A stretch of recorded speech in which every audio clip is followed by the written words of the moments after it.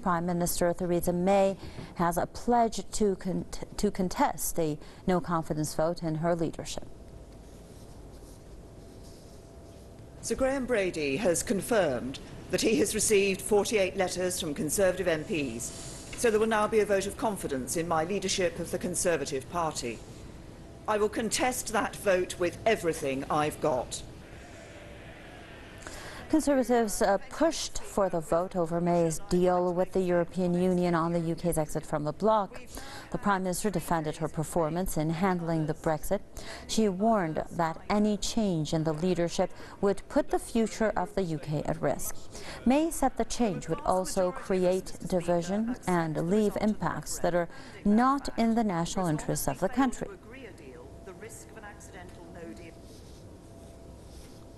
A new leader wouldn't be in place by the 21st of January legal deadline, so a leadership election risks handing control of the Brexit negotiations to opposition MPs in Parliament. The new leader wouldn't have time to renegotiate a withdrawal agreement and get the legislation through Parliament by the 29th of March, so one of their first acts would have to be extending or rescinding Article 50, delaying or even stopping Brexit when people want us to get on with it. And a leadership election would not change the fundamentals of the negotiation or the parliamentary arithmetic. If 158 lawmakers vote against May, she will be toppled. She is facing criticism from some lawmakers, including Conservatives and the opposition Labour Party, over the Northern Ireland border plan of the Brexit deal. Labour has accused May of immobilising the government by her weakness. May is in trouble over the deal despite her efforts to ease lawmakers' concerns and save the agreement. The UK must leave the EU by March 29th next year. To discuss that more, we're joined by Marcus Papadopoulos, publisher and editor of Politics First. Thank you very much, Mr. Papadopoulos, for joining us.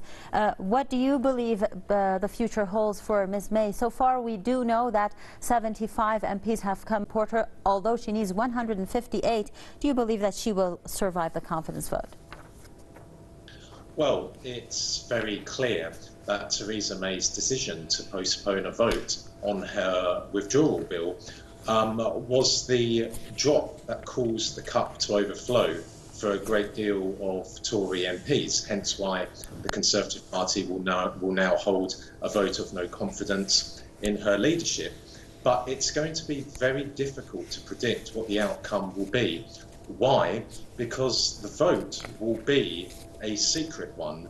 So what Conservative MPs are saying publicly, they might not do privately. But even if Theresa May does survive this vote of no confidence, we need to see what sort of majority does she come out with. If she wins by a majority of 1 or 5 or 10, then her leadership will be seriously impaired.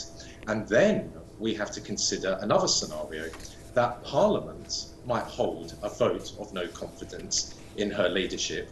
So if she wins by 5 or 10 MPs, then it is very difficult to see how she could then survive a vote of no confidence by Parliament. So should Theresa May emerge victorious tonight, we need to see what the maths look like. What majority has she actually come out with? Because, as I said, even if she wins tonight, she's not out of trouble yet, because she could face a parliamentary vote.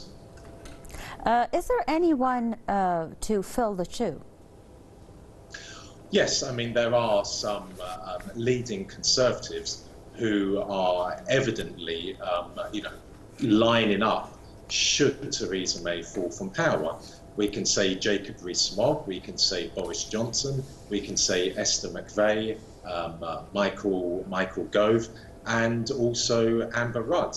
What I would say about Mr. Johnson, the former British Foreign Secretary, is that whilst he still retains a great deal of support amongst Conservative grassroots, when it comes to Conservative MPs, he's not as popular as he used to be.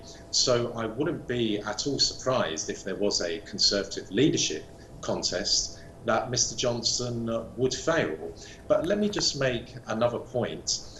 There is an assumption, and I believe a serious miscalculation by a lot of Brexiteers in the Conservative Party, that one of their own, as leader of the Conservative Party and therefore as Prime Minister of the UK, could secure a better negotiation deal with Brussels. As I said, that is an assumption, that is a gross miscalculation, and it could come back to haunt whoever, should Theresa May fall from power, whoever succeeds her, because I don't believe they would be any more effective than Theresa May. They would certainly satisfy the Brexit part of the Conservative Party, but they would not satisfy the Remain part of the Conservative Party.